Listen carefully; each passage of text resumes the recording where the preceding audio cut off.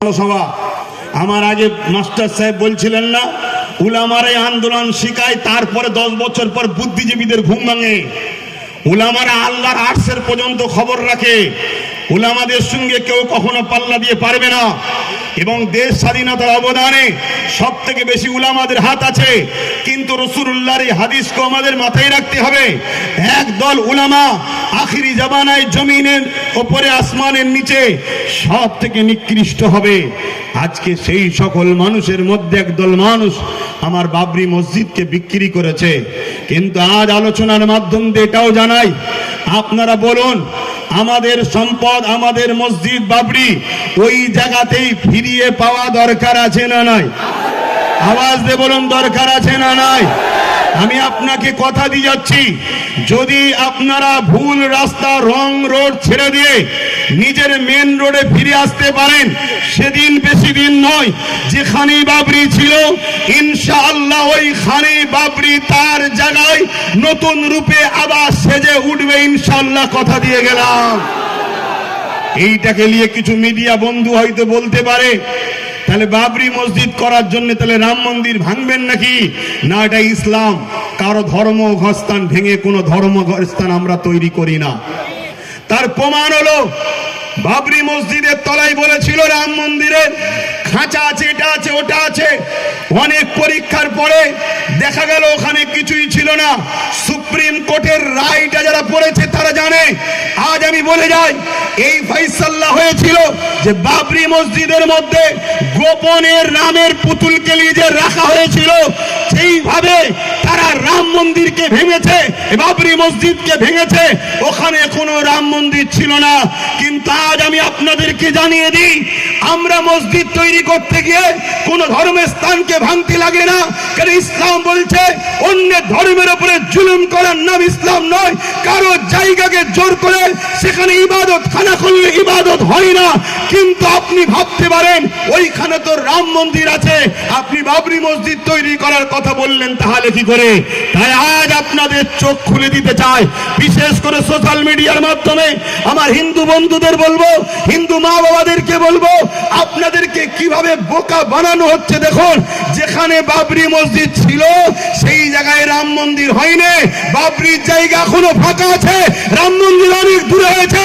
কেন মোদি, কেন এর আগে যত জালিম এসেছে আল্লাহর সঙ্গে যারা পাল্লা দিতে গেছে তারাই মিটে গেছে। তো মোদি বাবু খুব ভালোভাবে জানে এই বাবরির জায়গায় রাম মন্দির করেনি, ওই জায়গাকে ফাঁকা রেখেছে। কেন আল্লাহর জায়গা দখল করা সম্ভবই নয়। ভাইয়ের আমার, তাহলে আপনারা প্রচার রাখবেন তো নাকি? আমার হিন্দু ভাই বাপ মা বোনেদের প্রচার রাখবেন তো নাকি? যে ভাই আপনাদেরকে বোকা বানানো হচ্ছে, ওখানে রাম মন্দির করেনি, রাম মন্দির দূরে করেছে, ও জায়গা এখনো ফাঁকা আছে। কথা মাথায় ঢুকলো? তাহলে আমরা আমাদের যে জায়গা ঘর সেখানে পুনরায় আল্লাহ চাইলে আমরা ইনশাল্লাহ যদি ন্যায়ের পথে আসতে পারি অবশ্যই কামিয়াবি হব ইনশাল্লাহ। বলুন তো ভাইয়ের আমার, আজকে যে ইতিহাসটা জানাতে চাইছিলাম, মসজিদে আকসাকে সেলিবিয়া সম্প্রদায়রা দখল করেছিল। গায়ের জোর দিয়ে মুসলমানদের নামাজ বন্ধ করেছে, আযান ইকামতকে বন্ধ করেছে। আজকে যেমন আমার ভারতবর্ষে আমি 2013-14-তে বলেছিলাম একটা দিন আসছে তোমাদের মসজিদে কেউ একজন মিথ্যা কেস করে দেবে, কোর্ট বলবে সমাধান না হওয়া পর্যন্ত নামাজ আযান বন্ধ থাকবে। বলেছিলাম না বলিনি? আজকে সেই দিন আমরা দেখতে পাচ্ছি। কি দেখছি? সাম্বাল মসজিদে তদন্তর নামে একদল ভিড়কে নিয়ে যে 4-4টে তাজা প্রাণকে খুন করা হলো, পুলিশের গুলিতে তাদের জীবন চলে গেছে। এটাই সমাজ মাধ্যমের মাধ্যম দিয়ে যাওয়া যাচ্ছে। আজকে সেই সাম্বাল মসজিদে তালা মারা হয়েছে, আযান বন্ধ আছে, নামাজ বন্ধ আছে। আজকে বলুন, ঠিক সেম ভাবে মসজিদে আকসাকে সেলিবিয়ারাও কিন্তু আযান নামাজ একামত বন্ধ করে দিয়েছিল। কিন্তু একটা 9 বছরের বাচ্চা, নাম তার সালাউদ্দিন আইভি, 9 বছর বয়সে বাজারে যখন গেল মসজিদের মেহরাব কিনতে, আমি আজ মোদি বাবুকে জানাচ্ছি সোশ্যাল মিডিয়ার মাধ্যমে, আপনি এ খেলা বন্ধ করুন, না হয় কিন্তু ভয়ানক পরিস্থিতি হবে, ভয়ানক পরিস্থিতি হবে। এই ইতিহাস শুনে রাখেন, আমার ঘরের 9 বছরের বাচ্চার ইমানের কথা শোনেন। হযরতে সালাউদ্দিন আইবি তখন 9 বছর বয়স ছিল, দোকানে গেছে মসজিদের মেহরাব কিনতে। একটা সুন্দর মেহরাব পছন্দ হয়েছে, ওই মেহরাবটাকে নিতে চাইলো। দোকানদার বলল, বাবু এটা বিক্রি নয়, এটা গিফটের জন্য। সালাউদ্দিন আইবি বললেন, এটা আমাকে গিফট করা হোক। কিন্তু সালাউদ্দিন আইবিকে দোকানদার তখন বললেন, এটা তাকে গিফট করা হবে যে মসজিদে আকসায় এটা লাগাতে পারবে। তখন মসজিদে আকসা সেলিবিয়াদের দখলে রয়েছে, সেলিবিয়াদের হাতে আছে। পৃথিবীর তৎকালীন সময় শক্তিশালী তারা, আজ যেমন রাশিয়া বলুন, আমেরিকা বলুন, চীন বলুন, এরা বলে আমরা দাদা, তখন সেলিবিয়ারা ছিল পৃথিবীর দাদা। হযরতে 9 বছরের সালাউদ্দিন আইবি বলেছিল, ইনশাআল্লাহ এটাকে যত্ন করে রাখেন, আমি সালাউদ্দিন এই মেহরাবকে নিয়ে গিয়ে আল্লাহর ঘর মসজিদে আকসাতে আমি লাগাবো।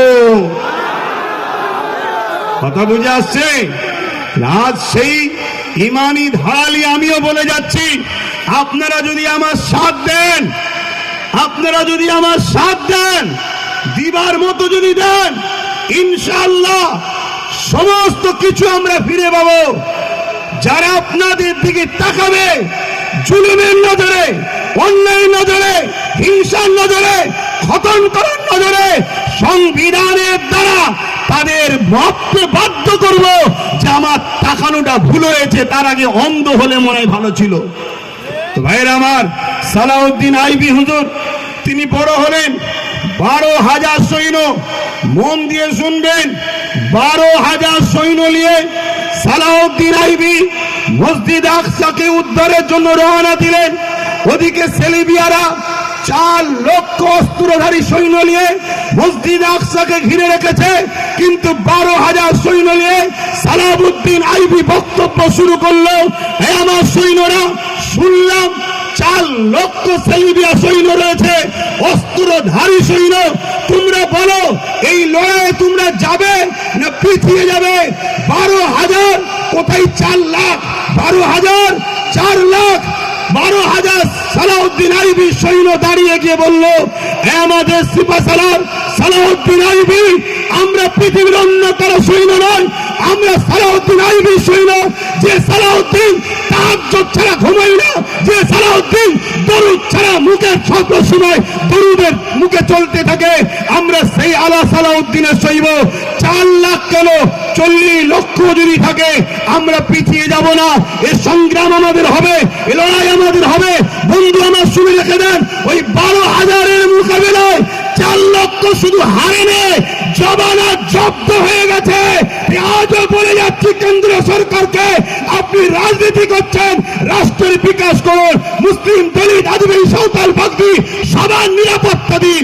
আজকে আপনারা জানেন 2019 থেকে 2021-এর মধ্যে আমার ভারতবর্ষের 10 লক্ষর উপরে মেয়ে গায়েব হয়ে গেছে, গায়েব।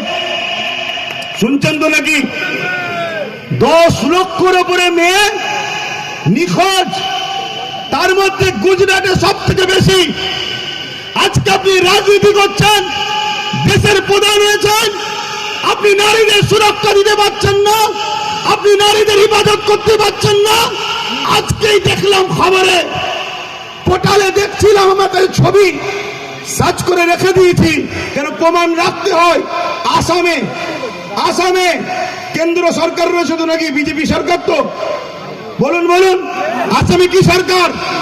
কেন্দ্র সরকার, বিজেপি সরকারের লোক। আনন্দবাজার অনলাইনের মধ্যে ছেপেছে কি, আসামে দুর্গা মন্দিরের মধ্যে গণধর্ষণ করেছে একজন কিশোরীকে, সেই কিশোরী নিখোঁজ। আরে আপনি দেশ চালাচ্ছেন, বেটিদের নিরাপত্তা দিতে পারছেন না। আবার 10 লক্ষর উপরে মেয়ে গায়েব হয়ে গেছে, তাদের নিরাপত্তা দিতে পারছেন না। আপনি পড়েছেন কি, ধর্ম লাগাও। আজকে সমাজের বুকে এই ওয়াকফ নিয়ে খুব সাইলেন্ট ভাবে প্রচার হচ্ছে। কি জানেন, যে ওয়াকফ হলো এমন একটা জিনিস, মুসলমানরা যেখানে গিয়ে 10-12 জন দাঁড়াবে, একটা বোর্ড টানিয়ে দেবে বা মুখে বলবে, ওটাই হয়ে যাবে ওয়াকফ। বলুন, এই খবরটা যদি আমার অমুসলিম ভাইদের কাছে পৌঁছায়, তারা আমাদেরকে ভুল বুঝবে না? বুঝবে না? এই বিভাজন কেন্দ্র সরকার করছে, আমাদের মধ্যে অশান্তি দাঙ্গা লাগিয়ে আমার দেশটাকে শেষ করার ষড়যন্ত্র চালাচ্ছে।